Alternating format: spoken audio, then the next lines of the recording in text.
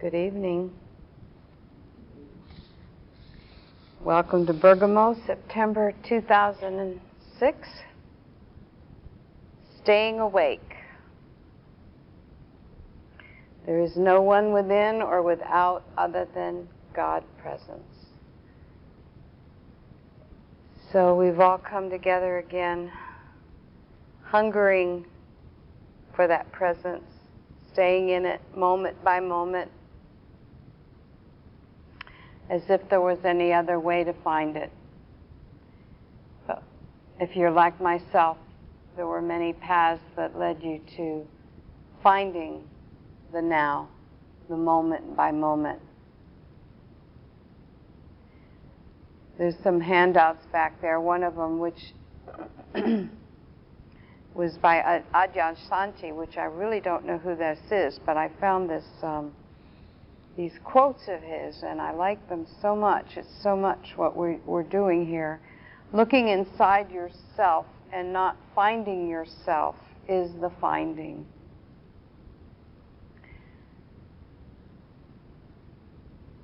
When we find our little self, we come up short, so to speak.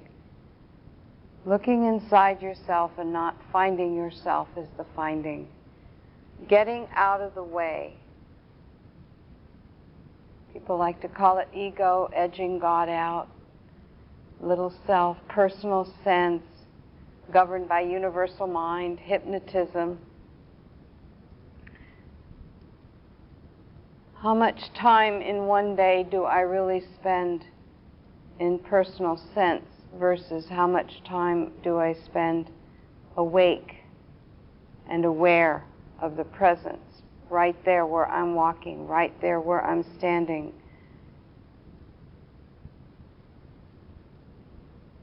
I've had many calls regarding surgery in the past few weeks.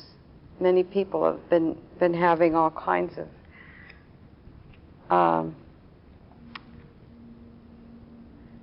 symptoms, shall we say, procedures. And if this title of this book is true, God is the substance of all form, then that's got to be the substance of that which is appearing as surgeon, that which is appearing as doctor, that which is appearing as whatever is needed in the moment. The raft coming by when you're drowning, whatever it is.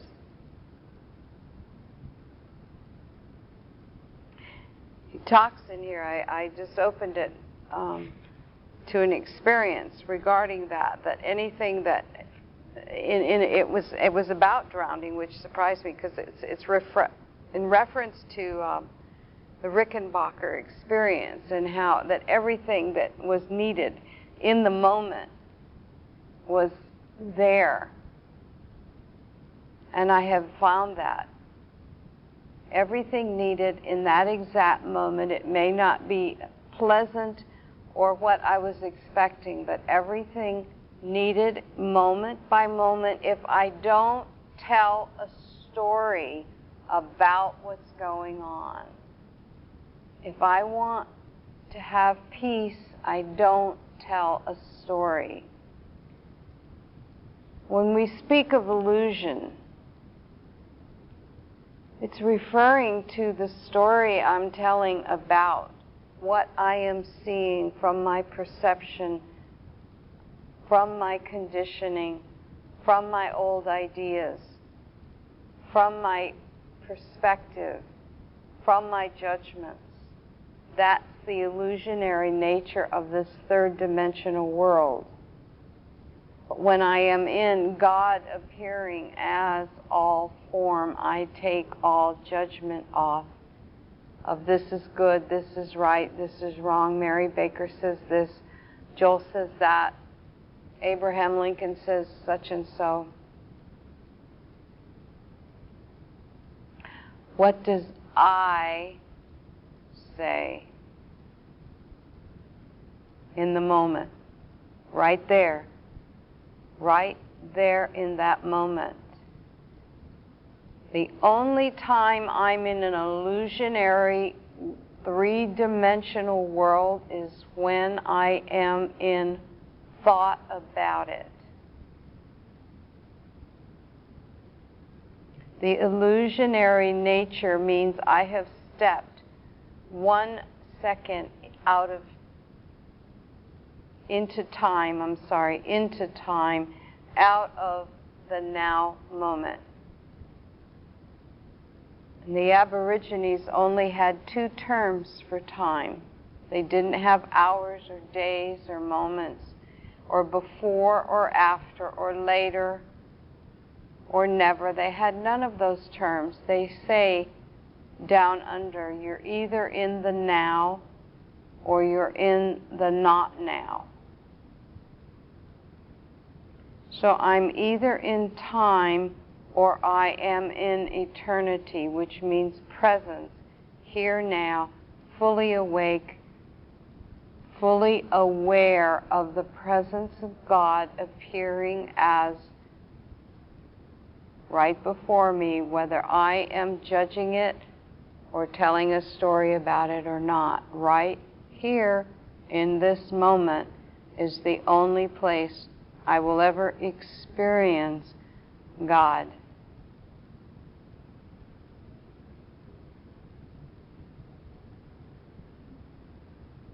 I like to think of it as God, you find God right here, right between that clap when I do this, right in there, right between there. Present, now, here, but only always. From The Infinite Way, page 29, Joel talks about this experience we're having, and he's very clear on every tape that this is not a teaching,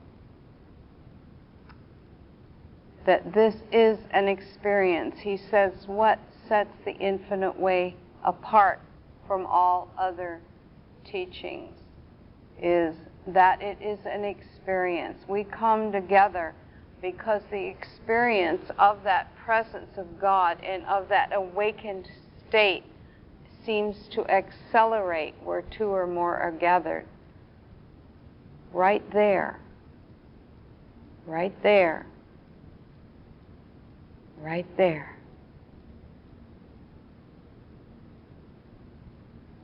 He said to receive the Word of God or spiritual sense, we need to feel rather than reason. This is referred to biblically as receiving the Word in the heart. Note here that the development of spiritual consciousness results in a greater gift of feeling, the harmony of being. We understand that neither seeing, hearing, tasting, touching, nor smelling will reveal spiritual truth or its harmonies to us. Therefore, it must come through a different faculty. He calls it the intuitive faculty, which acts through feeling. Heretofore, we have sat down to pray or to meditate, and immediately a stream of words and thoughts started to flow. Perhaps we began to affirm truth or deny error.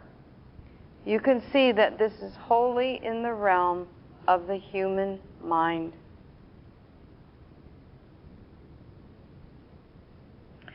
Heretofore, we have not been concerned with the letter of truth, now only with the spirit of truth.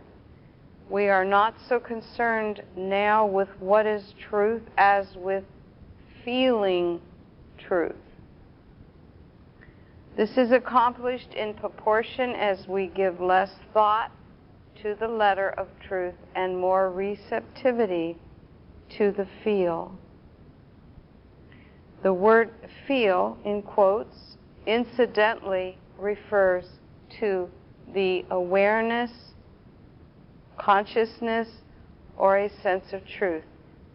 We are not speaking truth, but receiving truth.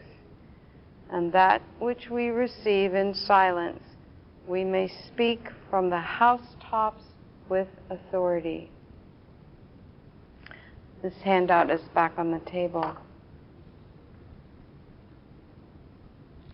This is a feeling path, an awareness path. One of my teachers, during a 5-year period I spent with her, she was very big, Barbara Muhl, into the awareness faculty. And she would teach people how to drop into the silence in the split second, simply by stepping back away from the mind, not using the brain or the mind or the thoughts as the avenue of receptivity, but stepping back into what is she referred to as the awareness faculty, that sixth sense.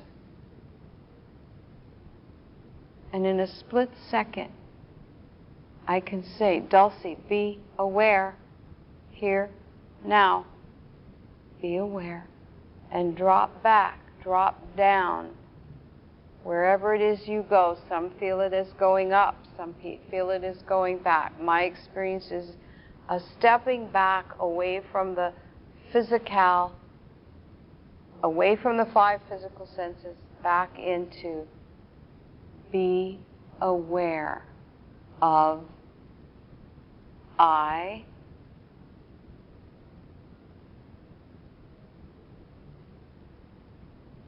here, now, and then stepping back further, be aware of this silence. That's no words, no thoughts. The silence behind mind. Precious pearl of great price.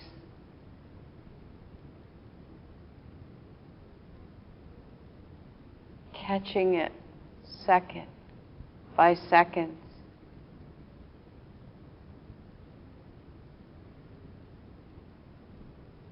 And what is the price? The price is dying to the little self, letting go of the Dulcie, letting go of the Mary, letting it lay down, and allowing that which is living its life as through and is emming itself.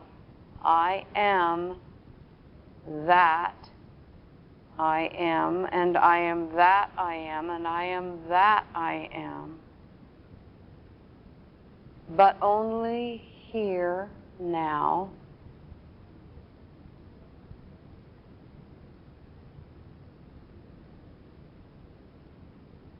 And we watch, and we allow, and we breathe in that presence and out that presence.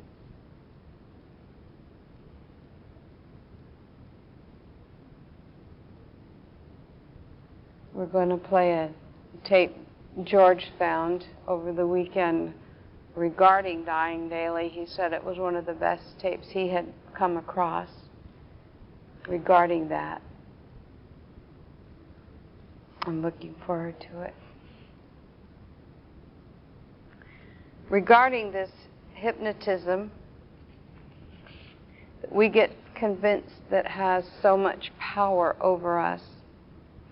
And I don't believe I've ever given a class that I don't give out this how to break hypnotism, because it's so simple the way it's worded, and yet it's the thing that people have the most difficulty with.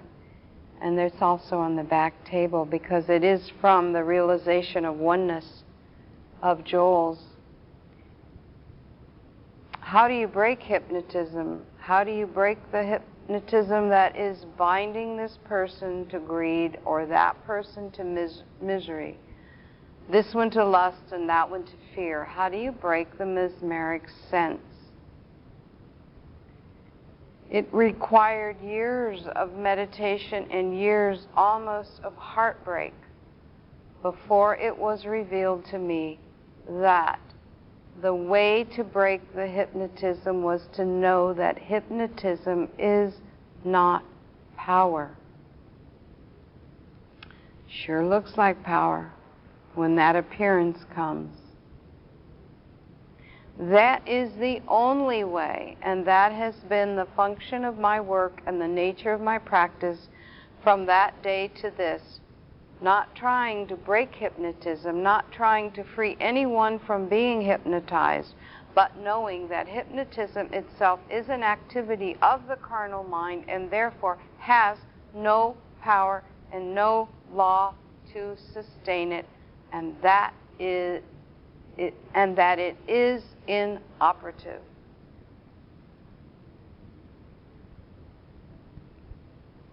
So to be a transparency for infinite intelligence and divine love means to recognize that the carnal mind, this mesmeric influence of two powers, is not a power, is not functioning in your or my experience, and has no law of God to maintain or sustain it. The realization or awareness or awakenedness of these principles instantly begins to operate as a freeing influence in our consciousness. Such a realization does not heal us of anything. It does not enrich us. It does not improve our morals. It breaks the mesmeric sense and leaves us free to function as the spiritual and harmonious beings which we naturally are. What a relief. There's nothing to break, there's nothing to heal. Only to realize the non-power of that which is appearing as power.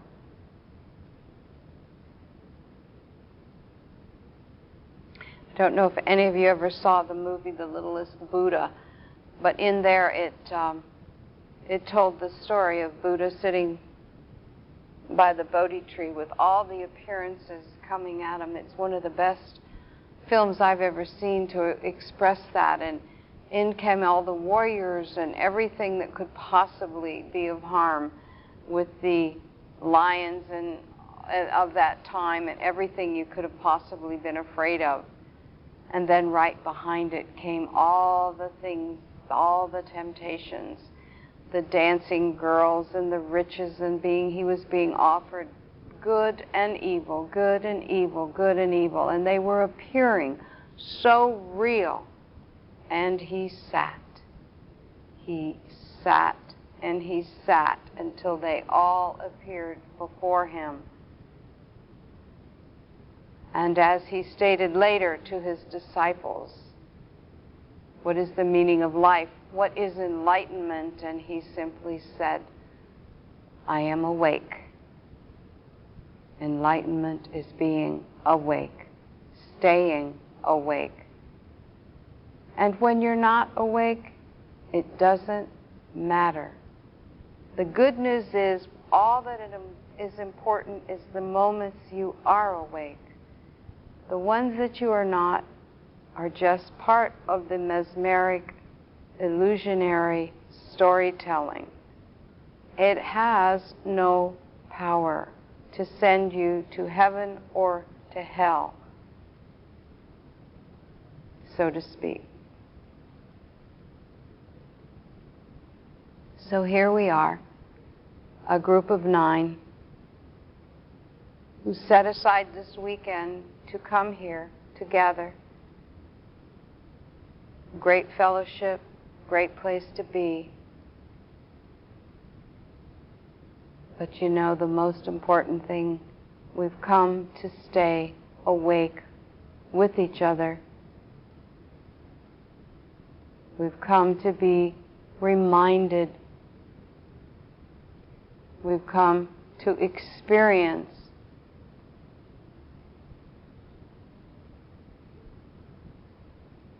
We've come to experience the feeling of that presence that has grown to be such a longing within us.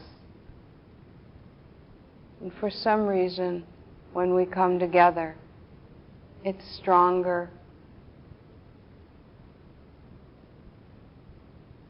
It feeds me so that as I go back into the life that I am living, the life that God is living through me and as me, I come away from the well not as thirsty as when I arrived. I come away well fed, knowing that I can go back and drop into that silence moment by moment. We're here because consciousness is built in these groups. Where two or more are gathered in thy name, there I will be. And Joel says, do you realize how important consciousness is? To learn to change our consciousness is really and truly the purpose of our work, because whatever is discordant in your experience is but our erroneous consciousness of that which is appearing, and it is not going to do any good merely to achieve a better appearance.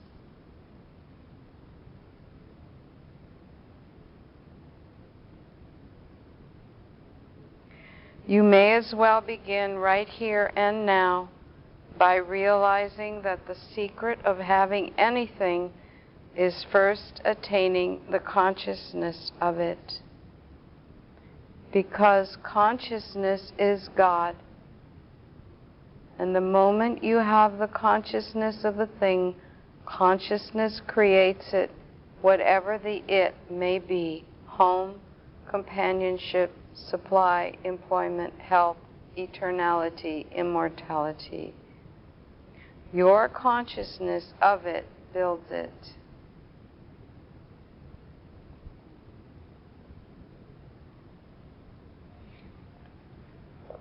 And so we rest.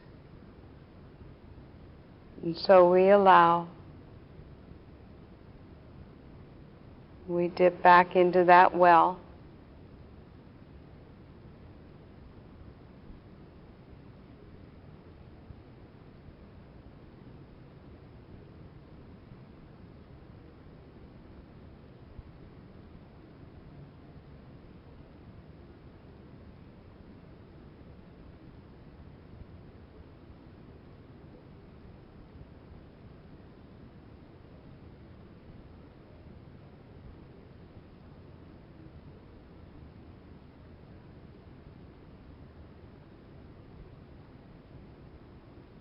God is a gentleman's always whispering, be still,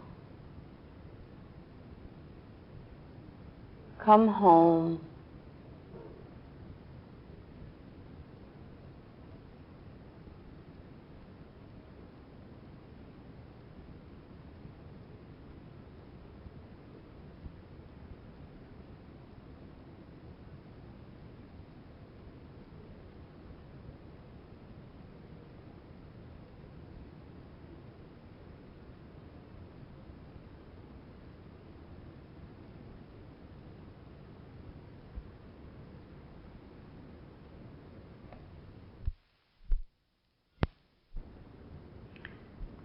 I wanted to talk just a moment about the recommendation on the flyer.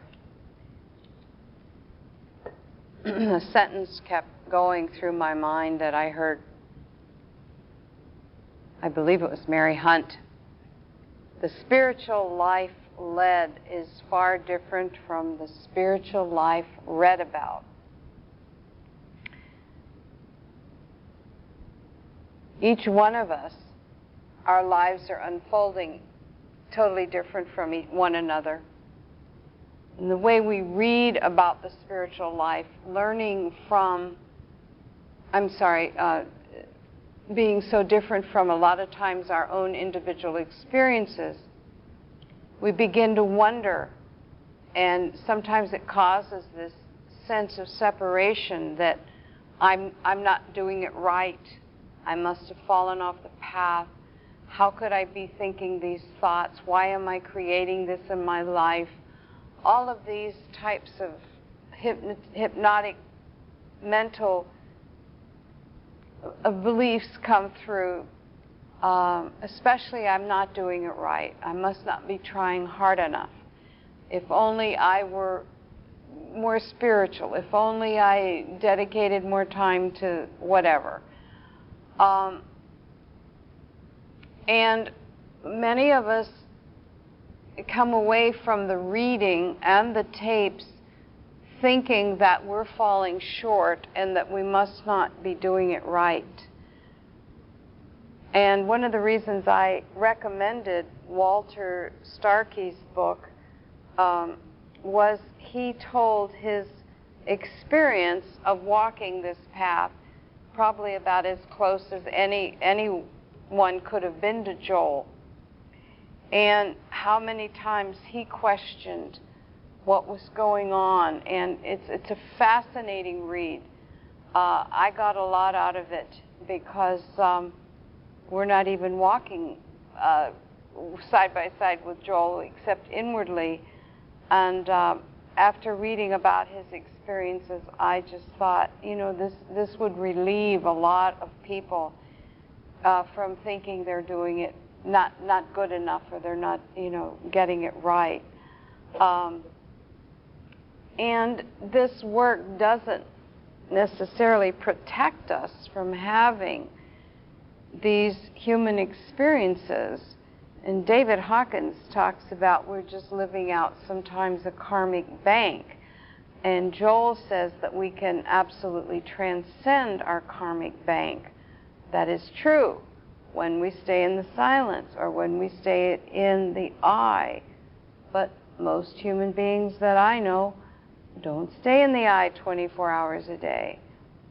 So for those of you who have struggles, whether they be medically or emotionally or outwardly with relatives and of that nature, this book just gave me kind of a more, I want to say, realistic understanding of this journey.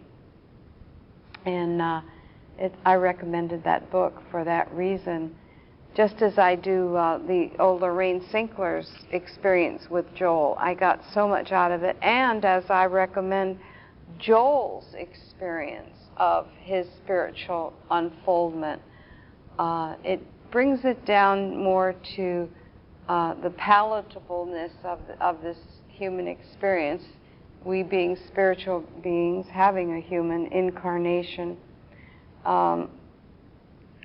So that's why I recommended that, and I do find that.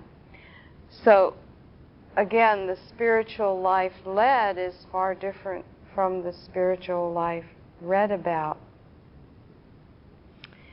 And tomorrow morning, in that book, Walter talked about Joel's experience in Johannesburg when he had his heart experience, where he was hospitalized and the appearance of a heart attack, and how he got sent back to Hawaii for a period of time. And the first class that he gave after that experience is the tape that I'm going to play tomorrow morning. And I was in St. Augustine, Florida, and I had only a few months back, and Bud had Walter's book, and I had brought one tape with me on the whole trip. And I just literally grabbed it out of my tape collection. I just grabbed a tape. I thought, well, this is the one. And I had it in this little recorder next to my bed, and I was reading Walter's book, and he starts talking about this experience, and the only tape that he mentions in the entire book is the one I'm going to play tomorrow, and it was the tape I had with me in St. Augustine. So I actually played it at Sarah Retreat, and there was a woman there who has been on this path for, not since Joel, but very close to that. And she came up to me, she said, "That's the most powerful tape I've ever heard." And she says, "I got to get it, and I'm just going to play it day and night." So anyway, we're going to play that in the morning, and then probably tomorrow night we'll play the Dying Daily tape of George's. And we're going to have our silent day tomorrow. It is not mandatory. It is an invitation, and most of you love to do that anyway. And if you want, we'll have little stickers you can put on that says "being silent," so that if you run into people on the grounds, they'll understand why you're being rude. It's not about that, and it's more about staying out of conversational verbiage, not about "excuse me" or "let me hold the door" or any of that. It's staying as more silent within as you can, because that experience builds. So we will gather in the morning before breakfast so that we can start our day off with a silence together, 7:30 in here. I'm not going to have the vigils this time. And then we will have our tape in meditation at 10. And then between, between 1 and 3:30, I'm willing to see people privately if you would like, and just let me know. We'll find a little time slot there for you, and then we'll proceed from there as directed. Are there any questions regarding the weekend? Okay. And then, as you all, I think, have been informed, we were cut out of Sunday night, so we will end Sunday afternoon. We'll come back after lunch and have a class. We've guessed 1:30. That way everyone can head on home for their dinner hour. Or we'll all go out to eat together or something, somewhere. That's a thought. Any questions?